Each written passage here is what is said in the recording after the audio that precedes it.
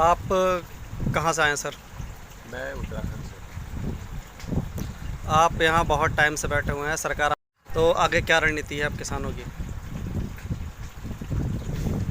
जैसा मैंने कहा मैं उत्तराखंड से हूँ। अखिल भारतीय किसान महासभा हमारा राष्ट्रीय संगठन है और जिसका मैं उत्तराखंड से प्रदेश अध्यक्ष हूँ। और पूरे देश के अंदर जैसा किसानों की जो हालात है और जो आम नागरिकों की हालात है, उस हालात को और बदतर करने के लिए जो ये कानून आए हैं, ये समझ लोगों में अब बन गई है। और इसलिए यहाँ जो बैठने की बातें बार बार जो मीडिया इस बारे में पूछ रहा है कि कब तक बैठेंगे, कब तक होगा, तो निश्चित रूप से तो पूरा मन बना लिया है जहाँ अडानी और अंबानी की दावेदारी करने के लिए और उनकी गुलामी के लिए पूरे देश को फिर से कंपनी राज का गुलाम बनाने के लिए जो मोदी ने पूरे देश के अंदर जो एक हल्ला बोल दिया है या एक हमला कर दिया है, हम कहेंगे, इस हमले के खिलाफ सब लोग लड़ रहे हैं। और ये बिल्कुल तब तक चलेगा जब तक ये कानून वापस नहीं होते हैं और जब तक MSP का कानून नहीं बनता। लेकिन सरकार तो ये कह रही है ना कि जो पिछली सरकारों ने गलत काम किए हैं, हम ये उसकी भरपाई कर रहे हैं। वो ये नहीं कह रहे हैं असल में। अब तो साफ साफ मोदी ने कह दिया, आपने सुना होगा, कच्छ में कहा, संसद में कह दिया। मोदी जी साफ साफ कह रहे हैं भाई जो पिछली सरकार कर रही थी मैं वही कर रहा हूँ। उन्होंने बाकायदा ये कहा कि पिछली सरकार जो कर रही थी और जो उनके एजेंडे में था या जो अन्य सारी पार्टियाँ जो देश की पार्टियाँ हैं उन सब के भी एजेंडे में था, उनके भी मैनिफेस्टो में था, तो मैं उसी को तो किया हूँ, मैंने कोई अलग तो किया नहीं है। परंतु इस सब को भी लोग समझ रहे हैं कि अगर तुम वही कर रहे हो तो ये नहीं, यानी आपने पूरे देश के साथ 420 की है। तो 8 साल पहले अगर जब कानून आ रहे थे तो आज तो 8 साल पहले हमारा देश आगे बढ़ जाता।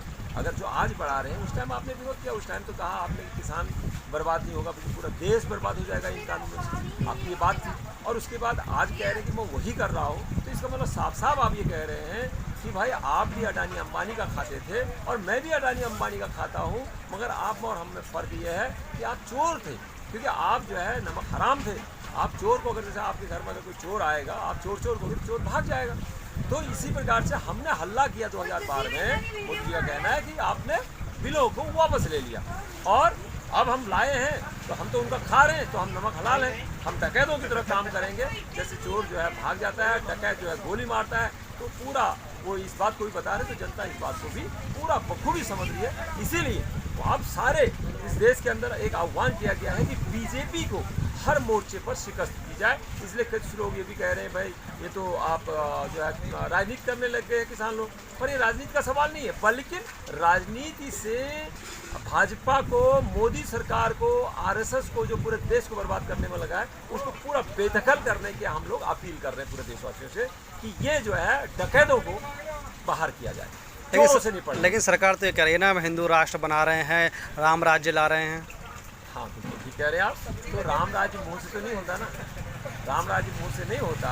और हिंदू राष्ट्र जो है एक जहाँ पर किसी धर्म का राष्ट्र जो है, हम आपको ये बता दें, कभी भी दुनिया के अंदर किसी भी धर्म का कोई भी जो है राजसत्ता नहीं चली है, क्योंकि धर्म के नाम पर चली है।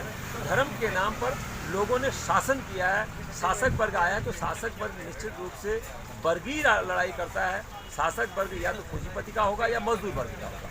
तो ये पूरा पूंजीपति वर्ग या लुटेरा वर्ग की जो राजनीति को करते हुए जो पिछली सरकारें भी, यदि आप देखें मुगल काल में कहें भाई मुसलमानों का राज था, जिसको लेकर के ये डरा भी रहे। मैं इसलिए इस बात का जिक्र कर रहा हूँ क्योंकि इनका हर जगह जगह हमारी माँ बहनों के घरों में घुस करके, सबके घरों में घुस करके RSS यही फैलाता है कि भाई कल को अगर मुसलमान आ जाएगा, हिंदू एक नहीं होगा, तो मुसलमान आ जाएगा तो इस देश पे तो मुसलमान राज कर देगा। तो हम ये साफ साफ कह देना चाहिए थे, मुसलमानों ने कभी राज नहीं किया और न कभी करेंगे, और न हिंदू ने राज किया न हिंदू कभी राज करेगा। क्योंकि अगर आप देख लीजिए जो शाहजहां ने ताजमहल बनाया, हम ये कहना चाहते हैं क्या ताजमहल शाहजहां ने बनाया? भाई जिन लेबरों ने, जिन मजदूरों ने, जिन क्या कहते हैं कारीगरों ने उसको बनाया, उनको अलग अलग भेज दिया गया, उनको नज़रबंद कर दिया गया, और कुछ लोगों के हाथ जो असली मेन कारीगर थे उनके हाथ काट दिए गए।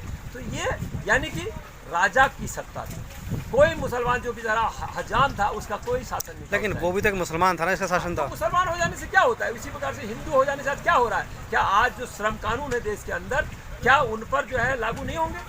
अगर जो 4 करोड़ ये ले आए हैं, पूरा श्रम कानून खत्म कर दिए हैं, क्या जो हिंदू बच्चे हैं वो आज नौकरी कर रहे हैं? क्या उनके लिए गवर्नमेंट पोस्ट है? ऐसा है क्या?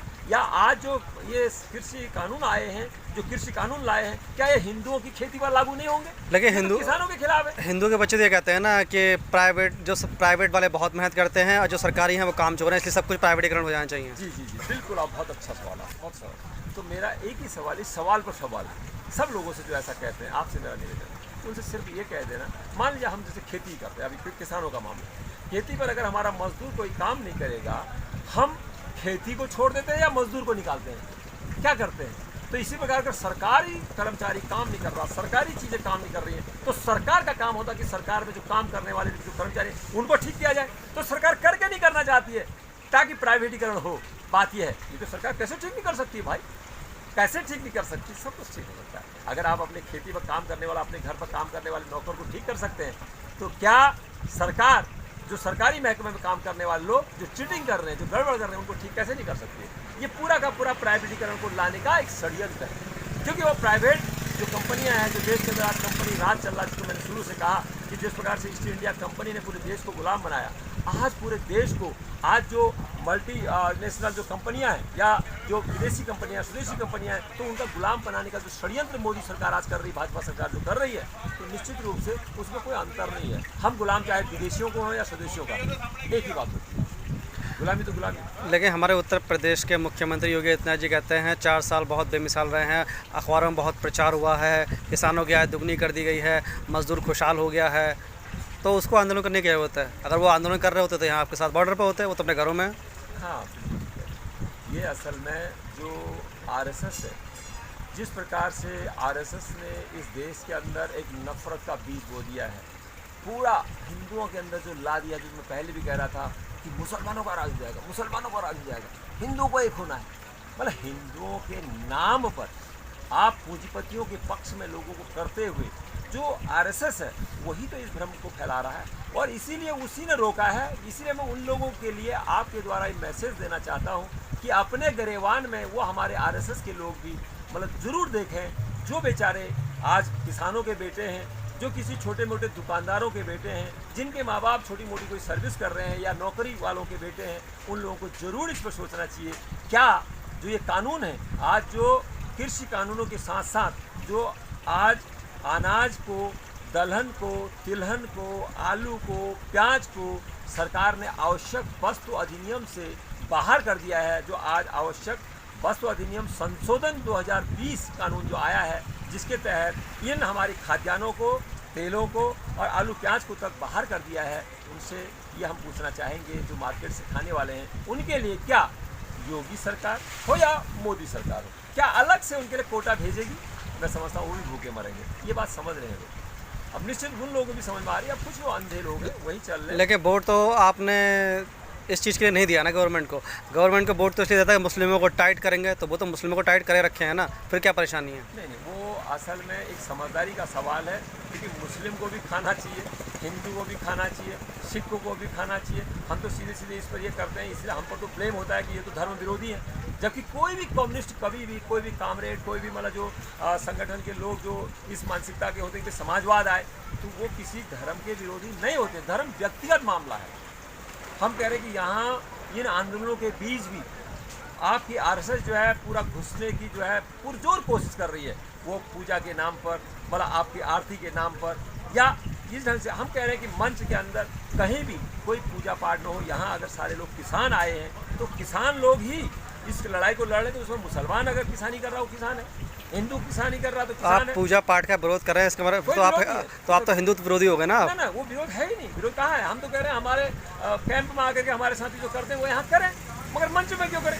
मंच तो आंदोलन के लिए, मंच तो इसलिए है कि इस आंदोलन को कैसे तेज किया जाए, कैसे वहाँ आंदोलन से जो है जो लोग ऐसे स्लोगन, ऐसे नारे जाएं, जो यहाँ जो लोग अभी चुपचाप हैं उनको भी कुरेदे। अरे नहीं, हम गुलाम आंदोलन तो आपका पूरा देश में फैल गया ना, आपके नेता राकेश टिकैत देश के कोने कोने में जा रहे हैं। बिल्कुल, वो जाना ही चाहिए, वो ठीक बात भी है। इसीलिए सब जगह जो संयुक्त मोर्चे का भी आह्वान है अभी कि भाई भाजपा जो है, जो डकैत है, डकैत को बाहर करने की। बाकी ऐसे ये नहीं कि भाजपा हट जाएगी कल ठीक हो, फिर भी हमको लड़ाई लड़नी होगी।